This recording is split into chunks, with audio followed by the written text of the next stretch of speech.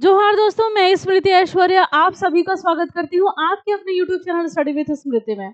जैसा कि अनुमान लगाया जा रहा है कि आने वाले समय में दारोगा की नई वैकेंसी आने वाली है। दारोगा का सिलेबस चूंकि बड़ा है और इसमें बहुत सारे सब्जेक्ट आपको पढ़ने हैं, तो इसीलिए क्लासेस आप लोगों की स्टार्ट है स्टडी विद स्मृति एप्लीकेशन पर। अगर आपको दारोगा का बैच लेना है तो प्ले स्टोर से डाउनलोड कीजिए स्टडी विद स्मृति और वहां पर आप अपने क्लासेस जो है शुरू कीजिए। देखिए दोस्तों, इस बैच में कौन कौन से क्लास कब कब जाएंगे, क्या इसका टाइम टेबल होने वाला है, क्या इसका सिलेबस होने वाला है और किस तरीके से इस बैच को शुरू किया जाएगा, मतलब कि कंटिन्यू किया जाएगा और इसको एंड किया जाएगा। तो चलिए हम लोग इसी को जानते हैं। अगर आप दारोगा के फॉर्म भरने वाले हैं तो और आप इंटरेस्टेड हैं तो वीडियो को कंटिन्यू कीजिएगा, नहीं तो फिर आप इसको स्किप कर सकते हैं। तो झारखंड दारोगा, झारखंड में पिछली बार जो वैकेंसी आई थी 2017 में आई थी और ऐसा अनुमान लगाया जा रहा है कि आने वाले समय में इसकी नई वैकेंसी आ जाएगी। तो इस नई वैकेंसी की तैयारी आपको किस तरीके से करनी है, कब-कब कैसे क्लासेस जाएँगे, स्टडी विद स्मृति ऐप पर जो आप बैच लगे हुए खाकी 0.1 नाम से लगा हुआ है, इसमें पेपर 1, पेपर 2, पेपर 3 है। पेपर 2 में आपको हिंदी पढ़ाया जाएगा। ये फुल कॉम्बो बैच है और 1199 का है। उसी तरीके से झारखंड दरोगा का खाकी 0.2 है। ये फुल कॉम्बो बैच है। पेपर 1, पेपर 2 और पेपर 3 के पेपर 2 में आपको खोटा पढ़ाया जाएगा।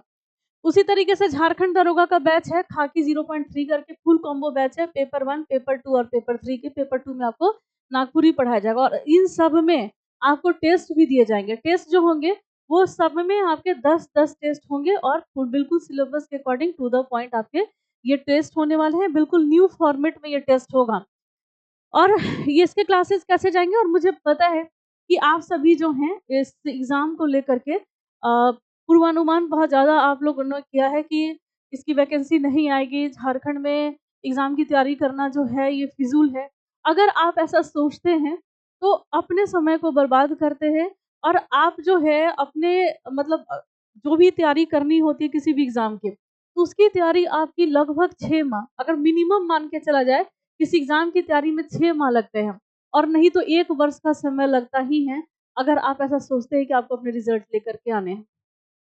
तो हम लोग जो टारगेट करके चल रहे हैं, क्योंकि अभी वैकेंसी आई नहीं है और ऐसी संभावना है कि आ सकती है। तो इस 6 मंथ को हम लोगों ने टारगेट किया है कि अगले कुछ दि मुझे हम लोगों को ऐसा लग रहा है कि कुछ ही माह में आपके वैकेंसी आ जाएगी और कैलेंडर भी इसका नया जारी होने वाला है। तो देखते हैं कैलेंडर में दारोगा के लिए कुछ दिया हुआ है या नहीं, ये तो समय बताएगा। लेकिन हम लोग के जो बैचेज़ शुरू हुए हैं, अब इसके टाइम टेबल पे हम लोग आते हैं।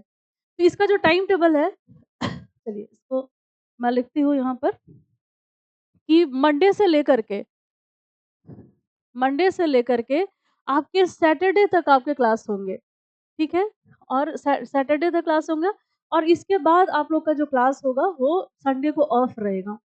मंडे को कैसे क्लास होगा? क्लासेस आपके सुबह में शुरू हो जाएँगे 8:30 में और ये क्लास होगा झारखंड जीके का, ठीक है? ये मंडे का बैच मंडे का है। फिर उसके बाद 9:30 से आपकी ये क्लास शुरू होगी और ये होगी मैथ्स की, ठीक है?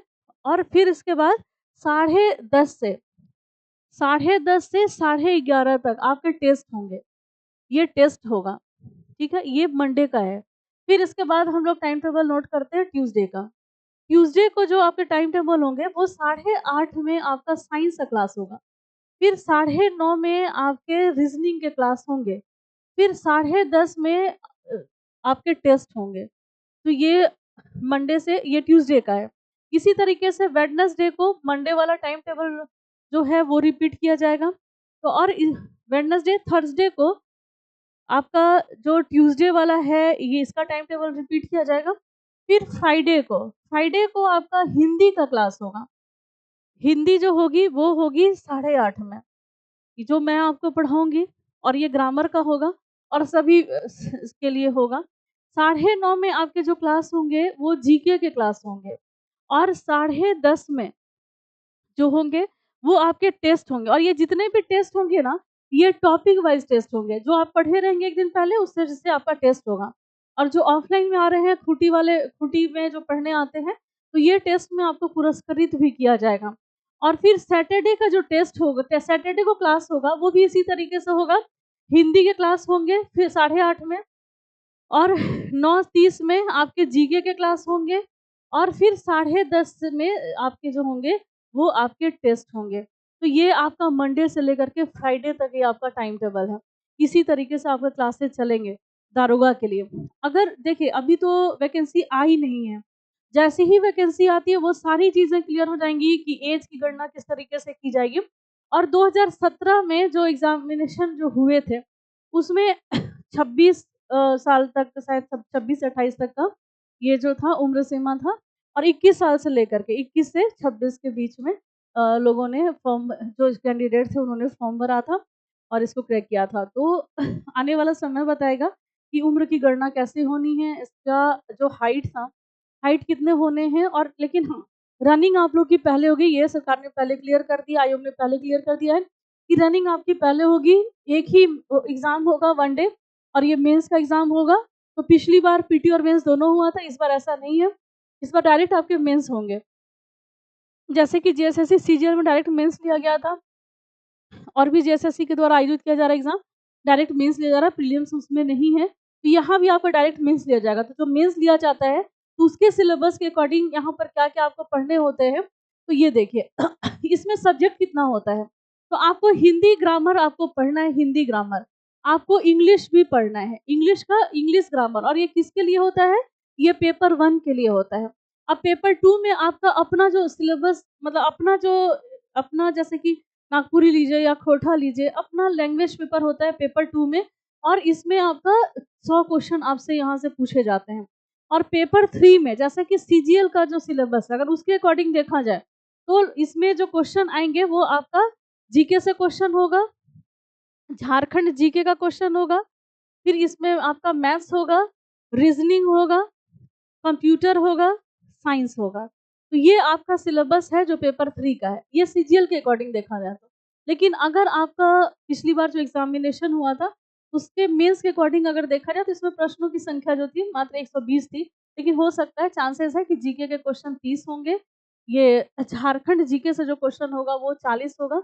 मैथ्स जो होगा ये 20 होगा, रीज़निंग 20 होगा, कंप्यूटर 20 होगा और साइंस जो होगा इसके 20 क्वेश्चन होंगे। तो ये ऐसी संभावना है कि आने वाले समय में इतने प्रश्नों के आपको उत्तर करने हो सकते हैं पेपर 3 में। लेकिन सब्जेक्ट आपका यही होने वाला है। तो सब्जेक्ट वाइज़ अगर हम लोग देखें तो पूरे सप्ताह में आप इंग्लिश पढ़ ले रहे हैं, माफ़ कीजिएगा हिंदी पढ़ ले रहे हैं, लैंग्वेज पेपर भी आप पढ़िएगा चूँकि ग्रामर हम लोग शुरू करेंगे और ग्रामर जो है वो कॉमन है, इसमें भी है और इसमें भी है। लेकिन हम लोग कोशिश करेंगे कि लैंग्वेज पेपर है, जैसे ही वैकेंसी आती है तो हम लोग लैंग्वेज पेपर की भी तैयारी शुरू कर देते हैं। फिलहाल आप लोग ग्रामर कीजिए। क्योंकि इस बार सीजीएल में देखा गया कि पेपर 1 में जिसके हिंदी अच्छे नहीं थे या इंग्लिश अच्छे नहीं थे, तो वो पेपर 2 और पेपर 3 में बेहतर प्रदर्शन करने के बाद भी वो फेल हो गए थे। तो ऐसा नहीं होना चाहिए यहाँ पर और नेगेटिव मार्किंग भी है, तो इसको ध्यान में रख कर के चलिएगा। फेल नहीं होना है पेपर 1 में, तो ग्रामर आपको पढ़नी ही है। तो ग्रामर में आपको हिंदी ग्रामर पढ़ाऊँगी और ये जो सारे सब्जेक्ट जो हैं आप प्रत्येक सप्ताह आप पढ़ रहे हो, ये सारे पढ़ रहे हो और ये पढ़ रहे हो। कंप्यूटर नहीं पढ़ रहे हैं, तो जल्द ही हम लोग कंप्यूटर को ऐड करेंगे और कंप्यूटर की भी क्लासेस शुरू हो जाएगी।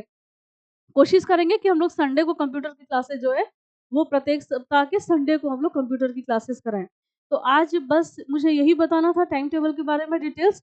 अगर किसी भी तरह की नेगेटिविटी है मन में, तो आप मुझे मेरे नंबर पे मैसेज कीजिए 9905917516 पर।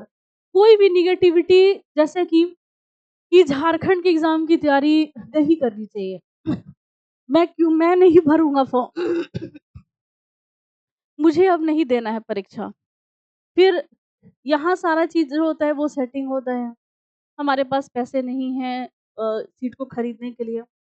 सेकंड चीज़ और भी बहुत सारी नेगेटिविटी या फिर जो भी हो, जो आप हो सकता है आप सच्ची हो।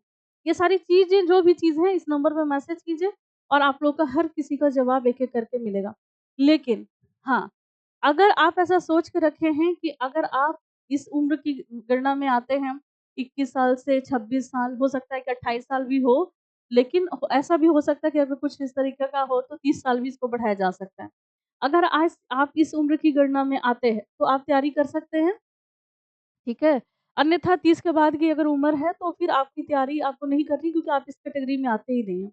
अगर आते हैं तो क्या आप फॉर्म भरेंगे? अगर दारोगा का फॉर्म आएगा और इतनी नेगेटिविटी है मन में, तो आप कैसे तैयारी कीजिएगा? यानी कि आप फॉर्म ही नहीं भरिएगा। अगर आप फॉर्म नहीं भरते हैं, तो कॉम्पिटिशन मार्केट में कम रहता है और जो वैसे छात्र जो मतलब आप ज़्यादा मेहनत करके पढ़ रहे हो और पूरी लगन से अपनी सिलेबस को कंटिन्यू करके पढ़ाई करते हैं, तो उनके लिए ये बेनिफिट हो सकता है, अगर आप फॉर्म नहीं भरते हैं तो। अगर आप ऐसा सोचते हैं तो आपके पास बहुत सारे ऑप्शन हैं, लेकिन जिनके पास कोई ऑप्शन नहीं है, जिनको लगता है कि मुझे इसी नौकरी में जानी है और आस-पास के आपके बहुत सारे एग्ज़ाम्पल आपके सेट हैं, आपके हो सकता है भैया दारोगा में मतलब बहाली हुई होगी, आपके पड़ोस में किसी का बहाली हुआ होगा दारोगा में 2017 में, तो आप उनसे एक बार पूछ लीजिएगा कि क्या उन्होंने सेटिंग करके इस एग्ज़ाम को क्रैक किया या सही में मायने में पढ़ करके उन्होंने एग्ज़ाम को क्रैक किया, तो मोटिवेशन आपको वहीं से मिल जाएगा। तो दोस्तों आज बस इतना ही और नहीं तो बहुत ज़्यादा विशेष अगर आपको जानकारी चाहिए तो इस नंबर पे कॉन्टैक्ट कीजिएगा। देखिए दोस्त मेरा काम है पढ़ाना और आपको रास्ता दिखाना। क्या मैं कह दूँ आपको कि आप पढ़ाई छोड़ दो, आप सरकारी नौकरी की आप तैयारी नहीं करें? आप बर्बाद हो जाइएगा, क्या एक शिक्षक का कहना ये है? या फिर एक शिक्षक का काम है पढ़ाना और मैं अपना अपना जो काम है वो कर रही हूँ, पढ़ाने के साथ-साथ वो सारी चीज़ें भी आपको बता रही हूँ जो कि आपके मार्ग में बाधा लेकर के ना आए। तो अगर मेरी बात किसी को बुरी लगी हो तो सॉरी मैं क्षमा चाहती हूँ। मेरा किसी भी तरीके से मेरा ऐसा इंटेंशन नहीं था कि आपकी इस भावनाओं को ठेस पहुँचाया जाए। आपकी भावनाओं को मैं बहुत अच्छे से समझ रही हूँ, लेकिन कोई एक बीच का रास्ता तो निकालना ही पड़ेगा। नहीं तो दोस्तों आप भी डिप्रेशन में जाओगे, मैं भी डिप्रेशन में जाऊँगी और हम लोग कोई भी अपना काम सही से नहीं कर पाएँगे। कुछ नहीं तो ज्ञान के लिए पढ़ लीजिए, ज्ञान तो आपका अधूरा नहीं जाएगा और आने वाला समय बताएगा कि जब आपका सिलेक्शन हो जाता है, तो फिर आपको लगता है कि नहीं सब कुछ फेयर था, सब बहुत अच्छा था। सिलेक्शन अगर नहीं होता है, तो देखिए न्यायालय का दरवाज़ा जो है वो हमेशा खुला रहता है। और न्यायालय में देखिए जैसे सीजीएल के लिए जो अपील की गई थी, न्यायालय का जो दरवाज़ा खटखटाया गया था, तो न्यायालय में देर है और लेकिन देर ही सही लेकिन सवेर ज़रूर है। और वहाँ पर आपको न्याय ज़रूर मिलेगा। तो न्यायालय है हमारे पास। तो आज बस इतना ही दोस्तों मिलते हैं नेक्स्ट वीडियो में। लेते हैं आपसे विदा। धन्यवाद।